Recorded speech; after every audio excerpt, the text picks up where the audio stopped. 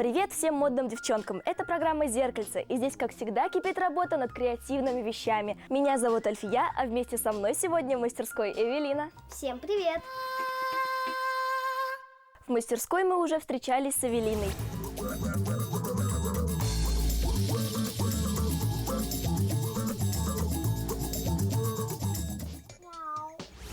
И мы снова готовы всех удивить. Наши постоянные зрительницы уже давно знают, что из обычных вещей можно сделать почти все. Сегодня предмет нашего интереса – игольница. Одна у нас будет в виде шкатулки, а вторая как браслет.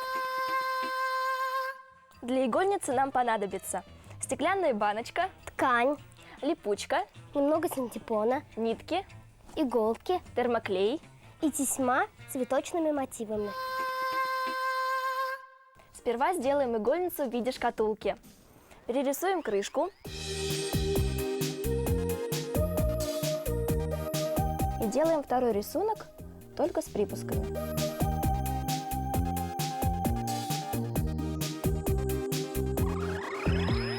Таких кружочков сделаем 4. Теперь их вырежем. Держи ножницы.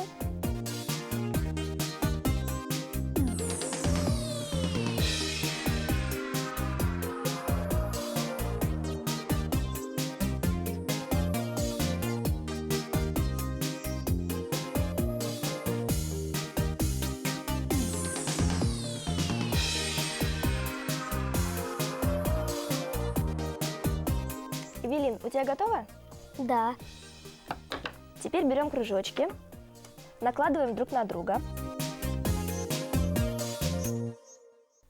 Большой кружочек слегка присбариваем.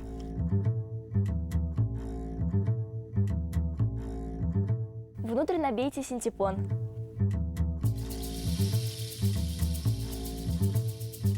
И пришиваем.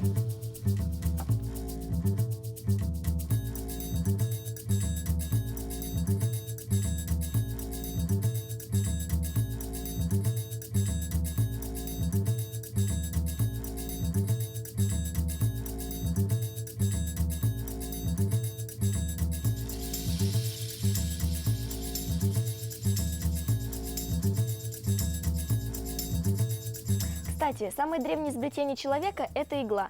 Она, пожалуй, старше колеса. Древние иглы были толстыми и неуклюжими, и делали их из костей животных или дерева. А вместо нити вставлялся конский волос и жилы животных. ничего себе! Вот так-то.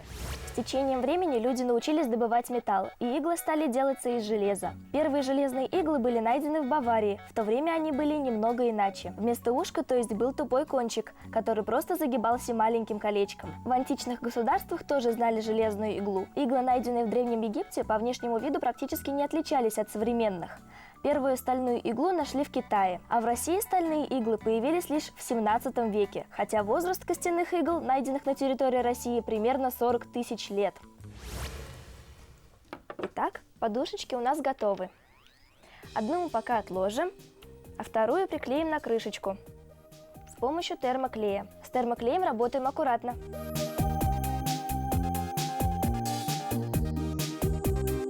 Швы закроем тесьмой.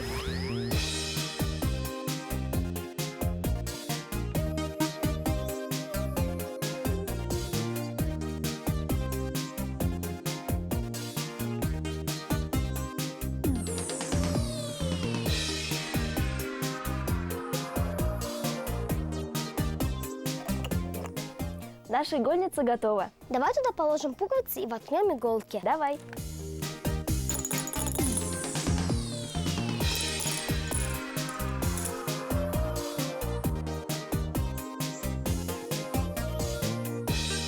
Давайте сделаем вторую. Давай. Ремешок у нас готов. Липучка. И тесьма. Для начала отметим нужную длину.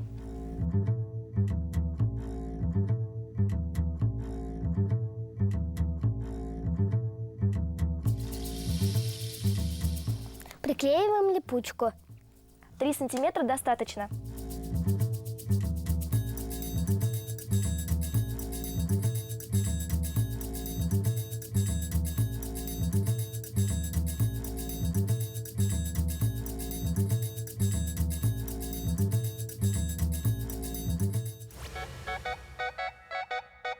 В Японии есть одна удивительная буддийская церемония, называется «Фестиваль сломанных игл».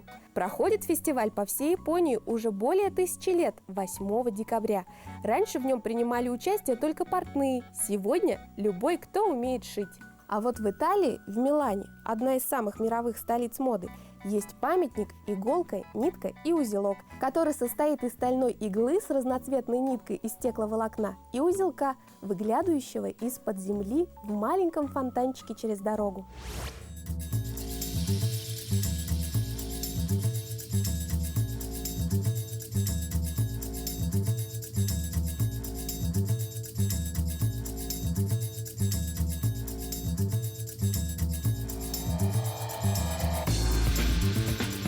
Вот такая игольница популярна у портных и модельеров.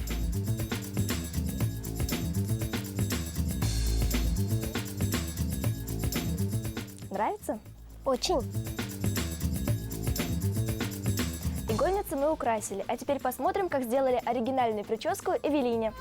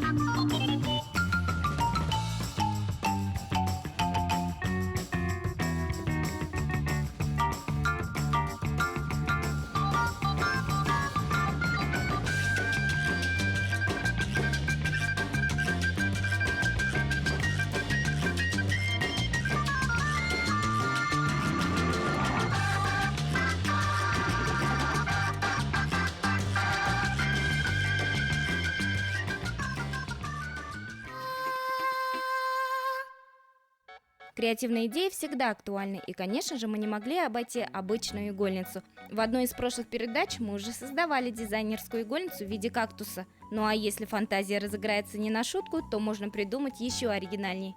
Игольница-вышивка в виде яблока станет неотъемлемой частью вашего интерьера. Миниатюрная швейная машинка может послужить как игольницей, так и игрушкой. Особый уют и атмосферу в доме создаст игольница в виде слона. Каждая девушка в душе ощущает себя Золушкой и будет рада получить в подарок вот такую туфельку. Такие игольницы, безусловно, не потеряем. Если разбудить фантазию, можно сделать еще оригинальней. А в нашей мастерской она никогда не засыпает. До скорой встречи! Пока-пока.